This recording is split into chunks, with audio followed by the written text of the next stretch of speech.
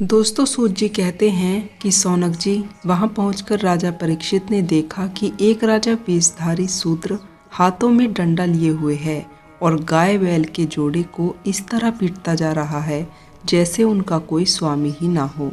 वह श्वेत रंग का बैल एक पैर पर खड़ा होकर कांप रहा था तथा शूद्र की ताड़ना से पीड़ित और भयभीत होकर मल मूत्र त्याग कर रहा था।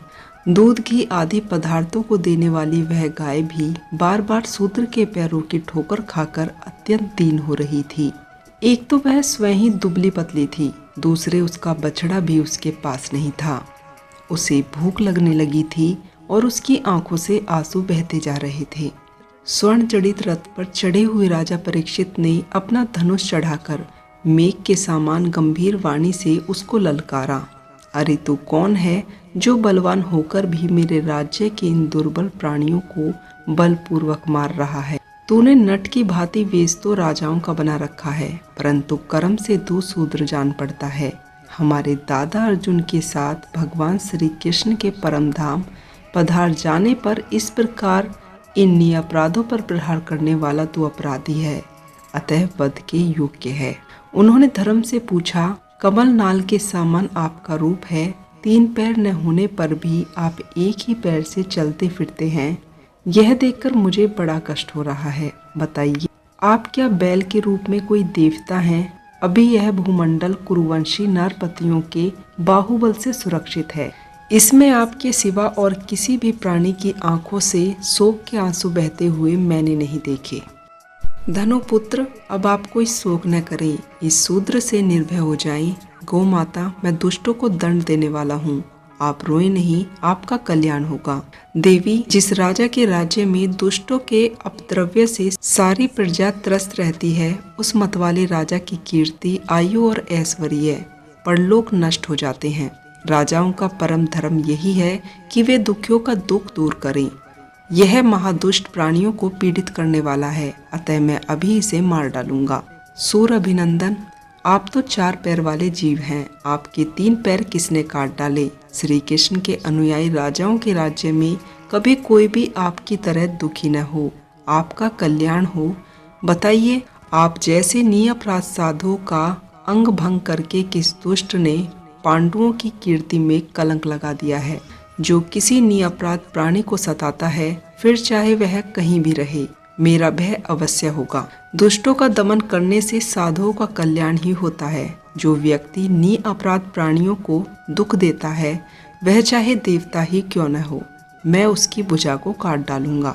फिर आपत्ति काल के मर्यादा को उल्लंघन करने वालों को शास्त्र अनुसार दंड देते हुए अपने धर्म में स्थित लोगों का पालन करना राजाओं का परम धर्म है। धर्म ने कहा, राजन, आप महाराज पांडु के वंशज हैं, आपका इस प्रकार दुखियों को आश्वासन देना आपके योग्य ही है, क्योंकि आपके पूर्वजनों के श्रेष्ठ गुणों ने भगवान श्री कृष्ण को उनका सारथी और दूत बना दिया था। नरेंद्र, शास्त्रों के विभिन्न वचनों से मोहित होने के कारण हम उस पुरुष को नहीं जानते जिससे कलेशों के कारण उत्पन्न होते हैं। जो लोग किसी भी प्रकार के द्वैत को स्वीकार नहीं करते, वे अपने आप को ही अपने दुखों का कारण बताते हैं। कोई भगवान को बताते हैं तो कोई कर्म को, कुछ लोग स्वभाव को तो कुछ लोग ईश्वर को दुख का कारण मानते हैं। किसी किसी का तो यह भी मानना है कि दुख का कारण न तो तर्क के द्वारा जाना जा सकता है और न ही वाणी के द्वारा बताया जा सकता है। अब इसमें कौन सा मत ठीक है, यह आप अपनी बुद्धि से ही विचार कर लीजिए। सूत जी कहते हैं, सौनक जी, धर्म का यह प्रवचन सुनकर सम्राट परीक्षित बड़े ही प्रसन्न हुए। उनका खेद मिट गया।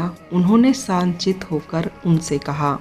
परीक्षित ने कहा, धर्म का तत्व जानने वाले वृषभ देव, आप धर्म के उपदेश कर रहे हैं। अवश्य ही आप वृषभ के रूप में स्वयं धर्म है।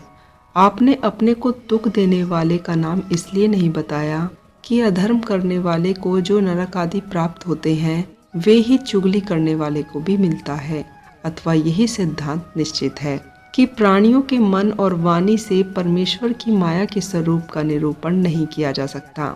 धर्मदेव, सत्य युग में आपके 4 चरण थे, तब पवित्रता, दया और सत्य। इस समय अधर्म के अंश गर्व, आसक्ति और मद से 3 चरण नष्ट हो चुके हैं। अब आपका चौथा चरण केवल सत्य ही बचा हुआ है, उसी के बल पर आप जी रहे हैं। असत्य से पुष्ट हुआ यह कलयुग उसे तो ग्रास कर लेना चाहता है। ये गोमाता साक्षात पृथ्वी है। भगवान ने इसका भारी बोझ उतार दिया था, अब ये उससे बिछड़ गई हैं। यह साध्वी अभाग्नि के साथ नेत्रों में जल भरकर यह चिंता कर रही हैं कि अब राजा का स्वांग बनाकर शूद्र मुझे भोगेंगे। महारथी परीक्षित ने इस प्रकार धर्म और पृथ्वी को तसल्ली दी। फिर उन्होंने अधर्म के कारण रूप कलयुग को मारने के लिए तलवार उठाई। कलयुग भाप गया कि ये तो मुझे मार ही डालना चाहते हैं, अतः झटपट उसने अपने राजचिन्ह उतार डाले और भयभीत होकर उनके चरणों में अपना सिर रख दिया। परीक्षित बड़े ही यशस्वी, दीन वत्सल और शरणागत रक्षक थे। उन्होंने जब कलयुग को अपने पैरों पर पड़ा देखा तो कृपा करके उनको मारा नहीं, बल्कि हंसते हुए उनसे कहा। परीक्षित बोले, अब तो हाथ जोड़कर शरण में आ गया है। अब अर्जुन के वंश में उत्पन्न हुए किसी भी वीर से तुझे कोई भय नहीं है, परंतु तू अधर्म का सहायक है, इसलिए तुझे मेरे राज्य में बिल्कुल भी नहीं रहना चाहिए। तेरे राजाओं के शरीर में रहने से ही लोभ, झूठ, चोरी, दुष्टता, दरिद्रता, कपट, कलेश और अन्य पाप बढ़ते जा रहे हैं। अतः अधर्म के साथ ही इस जगह एक क्षण के लिए भी नहीं ठहरना, क्योंकि यह धर्म और सत्य का निवास स्थान है। इस क्षेत्र में यज्ञ विधि जानने वाले महात्मा यज्ञों के द्वारा यश पुरुष भगवान की आराधना करते रहते हैं। इस देश में भगवान श्री हरि यज्ञों के रूप में निवास करते हैं। यज्ञों के द्वारा उनकी पूजा होती है और वे यज्ञ करने वालों का कल्याण करते हैं। वे भगवान वायु की भांति समस्त चराचर जीवों के भीतर और बाहर स्थित रहते हैं और उनकी कामनाओं को पूर्ण करते हैं। सूत जी कहते हैं, परीक्षित की आज्ञा सुनकर कलयुग विरोध करने लगा। यमराज के समान मरने के लिए तैयार, हाथों में तलवार लिए हुए परीक्षित से वह बोला। कलयुग ने कहा, आपकी आज्ञा से जहाँ जहाँ मैं रहने का विचार करता हूँ, वहीं देखता हूँ कि आप धनुष पर बाण चढ़ाए खड़े हैं। धर्म शिरोमणि, आप मुझे वह स्थान बताइए जहाँ मैं आपकी आज्ञा का पालन करता हुआ स्थिर होकर रह सकूं। सूत जी कहते हैं, कलयुग की प्रार्थना स्वीकार करके राजा परीक्षित ने उसे 4 स्थान दिए: जुआ, मंदिरापान, स्त्री संग और हिंसा। इन स्थानों में असत्य, मंद आसक्ति और निर्दयता, ये 4 प्रकार के अधर्म निवास करते हैं। उसने और भी स्थान मांगे, तब परीक्षित ने उसे रहने के लिए एक और स्थान धन दिया। इस प्रकार कलयुग के 5 स्थान हो गए: झूठ, मंद, काम, वैर और रजोगुण। दोस्तों, परीक्षित के दिए हुए इन्हीं 5 स्थानों में अधर्म का मूल कारण कलयुग उसकी आज्ञाओं का पालन करता हुआ निवास करने लगा। इसलिए पुरुषों को इन 5 स्थानों का सेवन कभी नहीं करना चाहिए। धार्मिक राजा, प्रजा वर्ग के लौकिक नेता और गुरुओं को तो बड़ी ही सावधानी के साथ इसको त्याग देना चाहिए। राजा परीक्षित ने इसके बाद धर्म के 3 चरण तपस्या, सोच और दया जोड़ दिए और आश्वासन देकर पृथ्वी को मूल्यवान बना दिया। वे ही राजा परीक्षित इस समय अपने राज सिंहासन पर, जिसे उनके पितामह महाराज युधिष्ठिर ने वन में जाते समय उन्हें दिया था, विराजमान है। वे परम सम्राट परीक्षित इस समय हस्तिनापुर में कौरव कुल की राजलक्ष्मी से शोभामान है। अभिमन्यु युक्त राजा परीक्षित वास्तव में ऐसे ही प्रभावशाली हैं, जिनके शासन काल में आप लोग दीर्घकालीन यज्ञ के लिए दीक्षित हुए हैं। दोस्तों, आपको श्रीमद् भागवत कथा के स्कंद पहले के अध्याय 17 की यह जानकारी कैसी लगी? अगर आपको यह जानकारी पसंद आई हो तो चैनल से जुड़े रहने के लिए चैनल को सब्सक्राइब करें और मोटिवेट करने के लिए वीडियो को लाइक करें।